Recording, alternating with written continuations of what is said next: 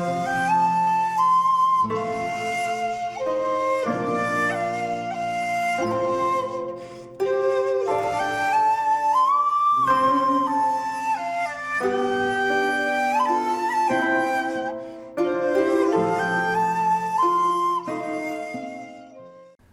there, this is Solitary Ronin from Solitary Ronin Films, and welcome to another Backlog Cleared video.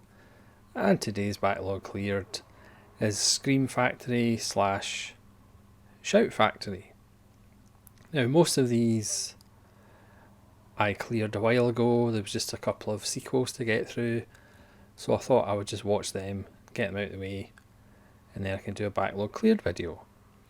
Scream Factory are US company, so all of these are region A. A lot of these I got when I first kind of started the YouTube channel there and thereabouts. There was a few that I got on eBay in a job lot. That's why there's some random titles that, like I've said in the past, once I clear my backlog, probably in about the year 2026 or so, I'll trim down the collection, and there's probably a few that might stand out here that I'll probably be moving on from. So I'll just start and go through these. Not much explanation to them. So I've got 3 steelbooks. The first one I obviously won't be getting rid of when I ever clear my backlog is the Thing steelbook, which took a long time to pick up at a reasonable price, because this does go for quite high money nowadays. But also I have a thing about the Thing, so it's good to get the Scream Factory steelbook. So I've just, I think, got the Mondo steelbook, but that goes for ridiculous money. Next is Halloween 3 Season of the Witch, which is my favourite Halloween film and has lovely artwork as well. Pretty simple in the inside of the steelbooks, but lovely artwork for Halloween 3. And we have The Fog, John Carpenter, obviously not the remake. Again, lovely artwork. Maybe one day it would be quite nice to have all the Carpenter Scream Factory steelbooks, but I'm not going to go out my way to get them. Having the Thing is the thing that I really wanted. Next is a few Shout Factory Select titles. These are numbered, but again, there's no way on earth I'm going to get all of them, and I'm not really interested in getting all of them either. But the first one is number 3, which is Midnight Run, Charles Grodin and Robert De Niro, one of the best buddy films of all time. A great turn by Yaphet Kotto as agent Alonzo Mosley, who Robert De Niro impersonates. Dennis Farina's great as the villain, and this has new interviews, a new 2K scan, and vintage interviews as well. I do have a region B of this, but for the other extras I decided to pick this one up. This is by number 16 on the Shout Select, Walter Hill's Streets of Fire. This is 2-disc version, again alternate artwork. This is Walter Hill's very strange rock and roll gang film, but it's a lot of fun with Willem Dafoe, Michael Parry and Diane Lane. This is a 2K scan, and there's a new making of Streets of Fire, which is a nice feature-length documentary on the making of as well. And another Shout Select by number 42. It's the double bill of Robert Mitchum, Farewell My Lovely and The Big Sleep. Farewell My Lovely is fantastic. The Big Sleep is set in England, and it's interesting, but no more than that. Again, I did a double take on these two last year or the year before. Who knows these days? Time seems to all merge into one. And then Spy Number 107, which I couldn't resist. It's Glengarry Glen Ross, one of my favourite films of all time. Obviously based on the Mammoth play. It's absolutely wonderful, and again, this has new extras. It's a 4K scan. It's a conversation with James Foley, and Joe Mantegna has a new interview, and there's 2 commentaries, one with James Foley and one with Jack Lemmon. Just love Glengarry Glen Ross. It's absolutely perfect. It's still the only film I've ever had on a personal stereo. I used to listen to the tape of it. That's how sad I am. So let's just get to the Scream Factory now. The Ambulance, a fun little film with Eric Roberts, Janine Turner. Red Buttons and James Earl Jones, directed by Larry Cohen. This also has a Larry Cohen commentary, which is a lot of fun. Next is the Amityville Horror, the original and best, with James Brolin, Margaret Kidder and Rod Steiger. There's actually a commentary by Hans Holzer, who's a PhD in parapsychology, and there's also a documentary of the making of as well. Then we have Carpenter's Assault on Precinct 13. Nothing more to be said about that one. We have Backcountry, which is a fun little low budget film about a couple who go up a mountain and get savaged by a bear. The bear attack is literally savage. You'll probably lose your lunch over it. It's an effective little film for not much budget. Next is The Battery, which was released with Jeremy Gardner's other film After Midnight and Arrow recently, and they included The Battery on that. It's a fun little low budget zombie film. Next is The Blob, arguably one of the best remakes of all time, much better than the Steve McQueen original. Written by Frank Darabont, and this one is stacked with extras. It's lovely artwork as well. There's a commentary with director Chuck Russell, cinematographer Mark Irwin, who obviously worked with Cronenberg a lot. It's a new commentary by Shawnee Smith, new interviews with Chuck Russell, the production designer, special effects artist, and some of the actors, and another commentary with Chuck Russell and film producer and film historian Ryan Turek. Really gross effects, but a lot of fun. That's from 1988. Next is a film that I did a random review of, or neglected gem of, I think. Brotherhood of the Wolf, which is a mishmash of historical epic, martial arts film, period drama, religious drama. It's got a lot of good stuff in it, but again, it's a bit of a crossbreed. This has deleted scenes and introduction by director Christopher Gans, the guts of the beast, the making of Brotherhood of the Wolf, which is really fascinating because they did a lot of work with the creature effects in Jim Henson's studio, and that goes into depth of creating the creature, which is actually pretty fascinating. And then Legend, which goes into the actual real events that the film is kind of loosely sort of based on.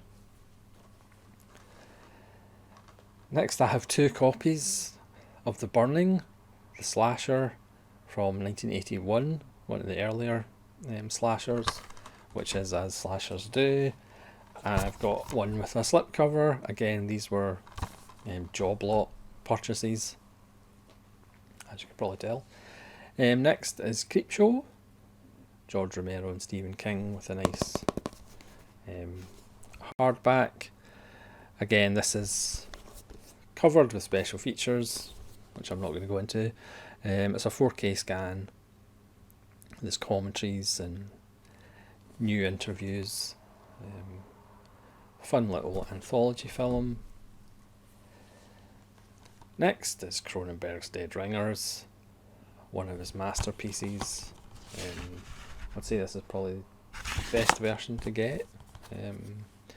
I think there's a Region B version now, but it's pretty bare bones, I think. This is a 2-disc version, 2 different ratios if you're that way inclined. There's a 1.78 to 1 version and a 1.66 to 1 version. It's a 2K scan. Unfortunately, there's not a commentary with Cronenberg, because Cronenberg commentaries are wonderful. There's a commentary with William Beard, the author of Artist as Monster, the Cinema of David Cronenberg, and there's a commentary with Jeremy Irons, which is excellent. And there's new directors. There's new interviews with Stephen Lack, Peter Krzyzewski, and vintage interviews. The Dead Ringer is one of Cronenberg's best. Next is The Dead Room. Again, this is one that came with a job lot that I got. It's a nice little haunted house film from the 70s. Again, only 3. Sorry, set in the 70s. It wasn't made in the 70s. It was made in 2015. Just 3 members of the cast. It's not great, but there's worse ways to spend an hour and a half. Next, The Doctors and the Devils. This is an all-star cast version of Burke and Hare. You've got Timothy Dalton, Jonathan Pryce, Stephen Ray, Patrick Stewart, Julian Sands, Twiggy, Beryl Reid. It's a smorgasbord of talent, and it's a fun little film. It's a film that was executive produced by Mel Brooks, because he's even got an interview on it. Next is Dog Soldiers, which I believe is going to get a release by Second Sight. They've been talking about it for a while. Obviously, there's a whole thing about the prints for Dog Soldiers. Some Blu-rays are a lot darker than others. This print's not bad, but it has a whole story of negatives being lost and things like that. It's probably Neil Marshall's best film, or maybe The Descent, one of the two. This is a commentary by Neil Marshall and a making of, but hopefully the Second Sight version, which we've waited for as long as Second Sight's work on Martin, the George Romero film, but hopefully that will be coming this year. And then Escape from New York by Carpenter. And yes, I have 2 versions of this as well. One with a slipcover and one without a slipcover. Again, this is job lot stuff. Then we have Evil Speak, which is probably one of the films that I'll move on from when I clear my backlog. And this isn't very good at all. With little Clint Howard from Gentle Ben. This is a 1080 transfer, commentary by the producer and director Eric Weston, and interview with cast members including Clint Howard, but it's not a very good film. Next is The Exorcist 3. I think this was the first Region A disc I ever bought when I got a multi-region player, because I love The Exorcist 3 so much. This is a 2-disc. It's got the theatrical cut and the director's cut. Pretty much everything on this transferred to the Arrow video release a couple of years ago. So much good stuff. George C. Scott and Brad Dourif in the director's cut finally getting the credit he deserves for this performance. And then we have a regular edition of John Carpenter's Fog to go along with the Steelbook, just in case the Steelbook falls apart or something. And then we have the Fly collection with wonderful artwork. And this is really a lot of fun. The original Fly, which is still rather creepy and disturbing. Return of the Fly, where Vincent Price features more. The Curse of the Fly, which isn't very good at all. There's not actually much fly action in it, but it does feature a hilarious performance by Brian Dunleavy, sorry. Bruce is his less famous brother. Also the Cronenberg, the Fly, which is obviously the best version.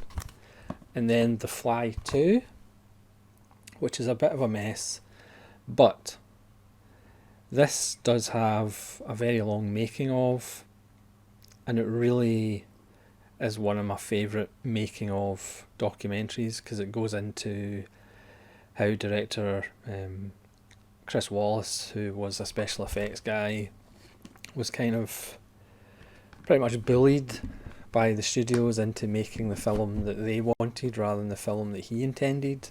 And it's really one of the best making ofs to kind of go over and highlight the decisions that are made by studios when they have a less experienced director, and they can kind of push them around and put in decisions that the director didn't really want to do, but he doesn't really have the weight of a Cronenberg.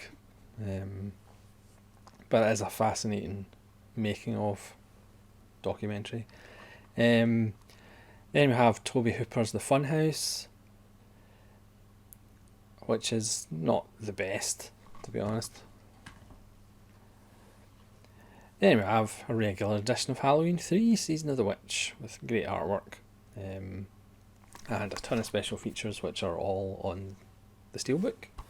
I think there is a Region B German edition, but also this is Region A from Scream Factory. Then we have The Harvest with Michael Shannon and Samantha Morton, which again is a depressing little film about a couple who keep a child permanently ill for various reasons that we find out later. It's not a feel-good film, but an interesting little film. Then we have The Howling, Joe Dante's fun werewolf film written by John Sayles. It's just a wonderful film that we all remember from our childhood. Maybe not childhood. The Incredible Melting Man, which is a lot of fun. This has got a commentary with writer, director and interviews. Simple but effective. Then we have In the Mouth of Madness. Again, lovely artwork by Scream Factory. One of John Carpenter's most underrated films, and you could argue his last really good film. It's 1996, I believe.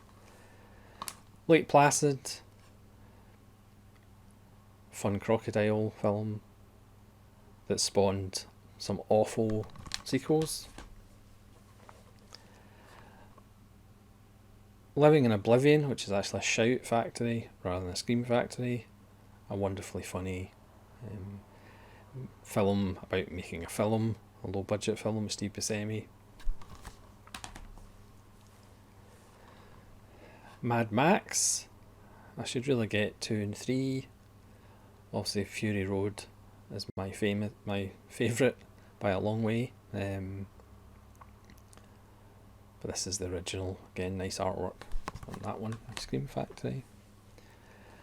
Manhunter, this is the 2-disc one, which features the theatrical version and the director's cut. Again, as I've said before, the best cut is the European video cut, which is pretty much the director's cut, but it has the two scenes that don't really work in the director's cut. It has them excised, and it has 3 more lines of dialogue, if I remember correctly. But it's still good to have the definitive Hannibal Lecter film, and one of Michael Mann's finest achievements. Monkey's Paw. Again, this was another one that was in a job lot that I got. But it does have Stephen Lang, and Stephen Lang's always good. It's also got Charles S. Dutton about a monkey's paw's curse.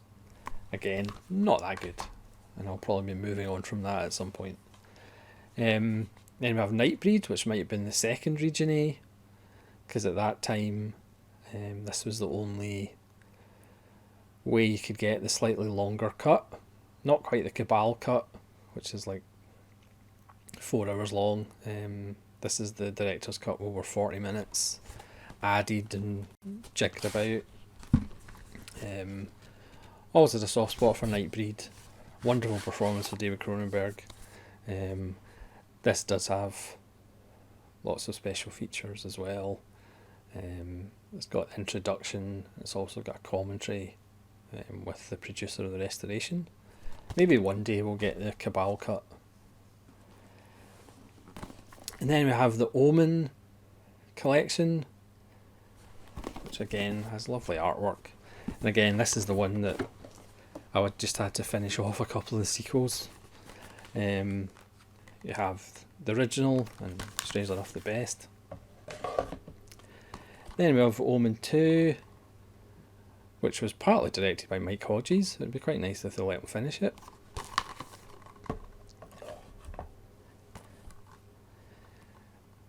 Damien 3 with Sam Neill.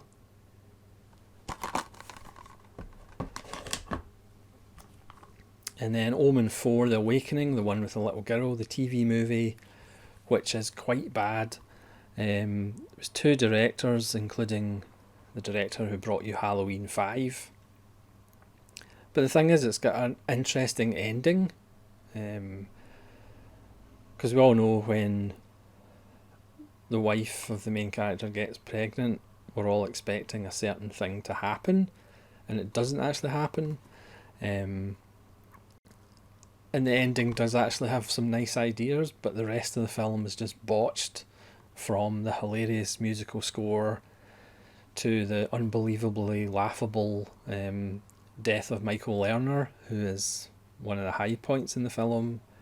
Unfortunately, the little girl was obviously told, you are playing somebody who's evil, and she just spends the whole time looking smug and just not giving a great performance at all.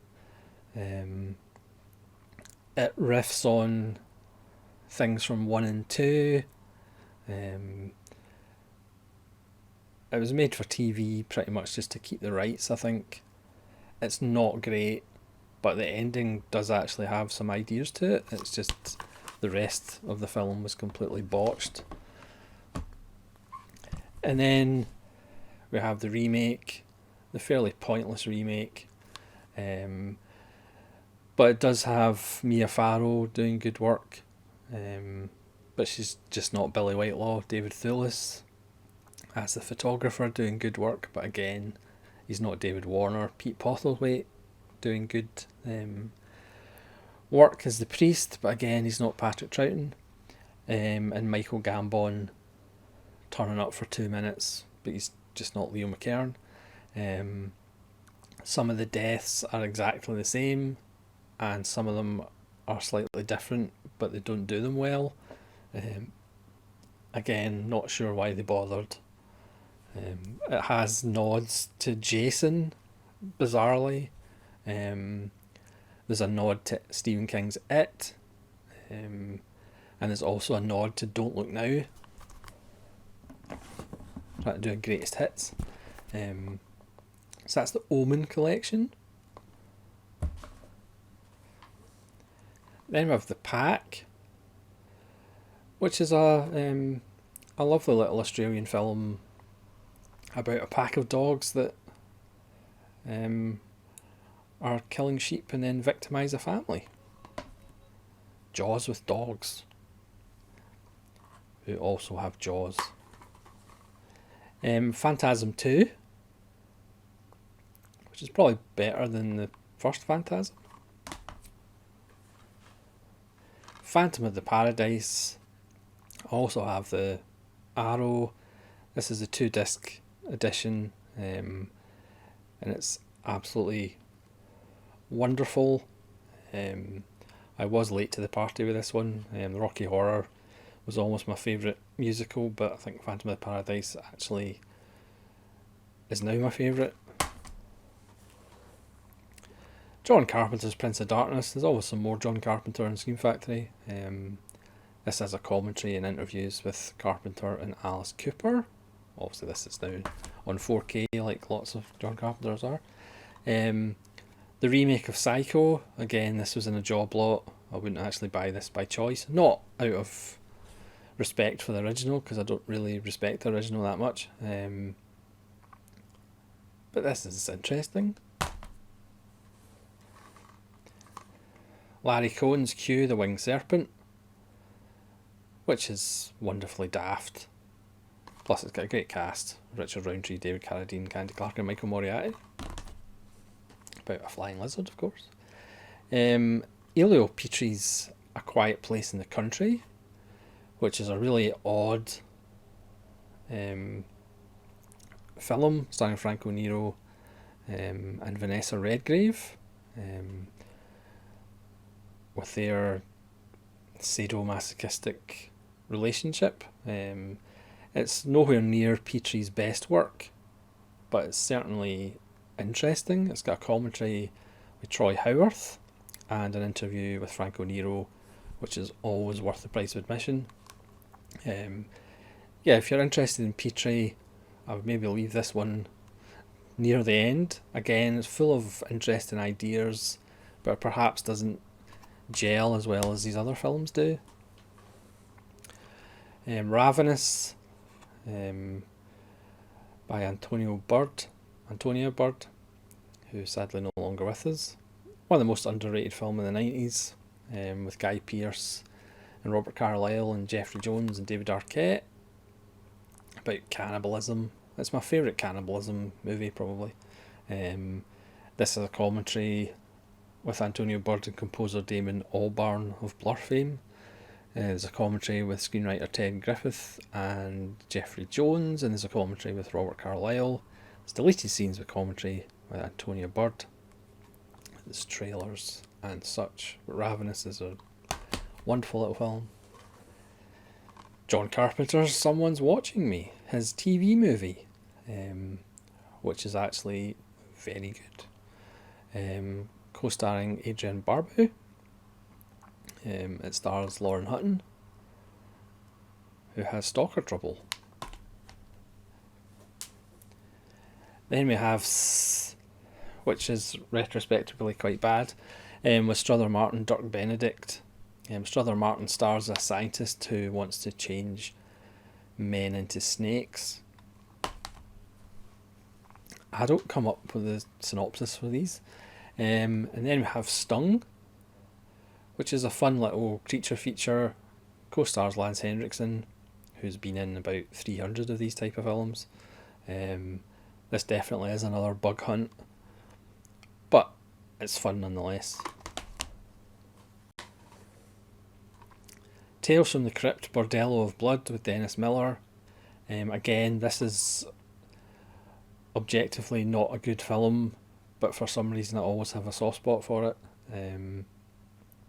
You either are going to go with Dennis Miller or you can't stand him.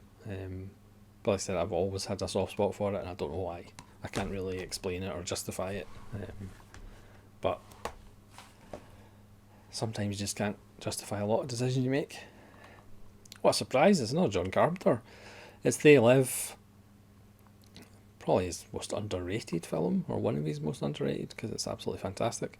There's a commentary with John Carpenter and Roddy Piper, which is interesting, and a new interview with John Carpenter. Again, this is on 4K Studio Canal, was it not released them all? The Town That Dreaded Sundown, which is a fascinating little film. It also includes The Evictors, which isn't a fascinating little film. But The Town That Dreaded Sundown is based on a true story about a very strange serial killer.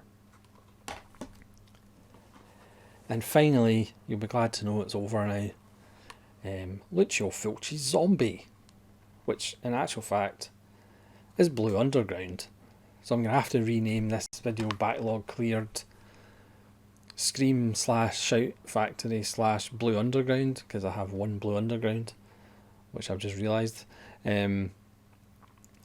Fulci's Zombie, a heartwarming tale of zombies.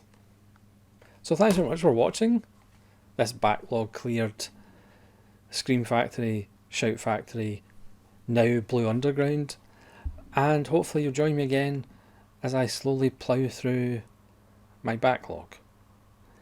This is Solitary Ronin from Solitary Ronin Films, slightly annoyed because I've ended up with a Blue Underground at the end, saying farewell.